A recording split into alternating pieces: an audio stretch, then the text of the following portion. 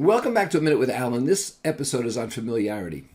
I am convinced that the more familiar you are with a given place or time or circumstance, the better you're going to perform and behave.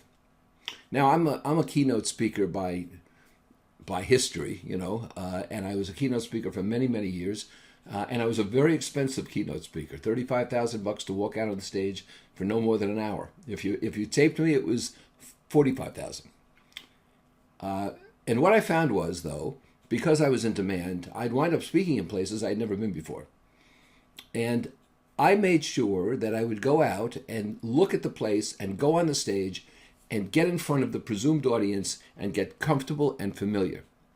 Now, sometimes if I were the opening speaker, that was easy. I'd just show up 45 minutes early and walk around, or I'd go the night before. But if I couldn't do that, because I was not the first speaker, I was not the keynoter, I was later in the program, maybe wrapping things up, I made sure I got there to watch what it was like and to see what it was like.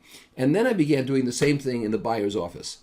And if I'm seeing a buyer I never saw before, which was quite common before remote work, I would visualize what the office would be like. In other words, we'd either sit across a desk from each other, formally, or the buyer would invite me to sit in some comfortable furniture, less formal. I might be offered coffee and so forth. There might be things on the wall to comment about or not.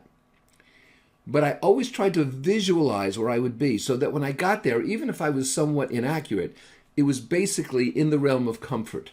The last thing I wanted to do was to be in an unfamiliar place with an unfamiliar person or audience, trying to do something wherein I was supposed to be comfortable.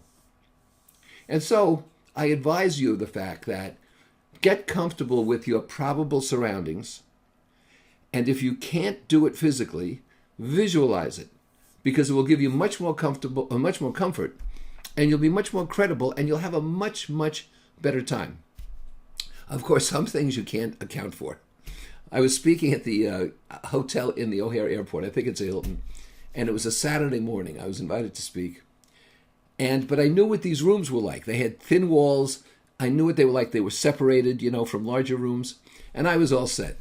And about 15 minutes into my speech on Saturday morning, a gospel choir next door started up, and they were quite good. And after a while, I was talking like this: innovation is very important, and I think you have to practice 3 different kinds.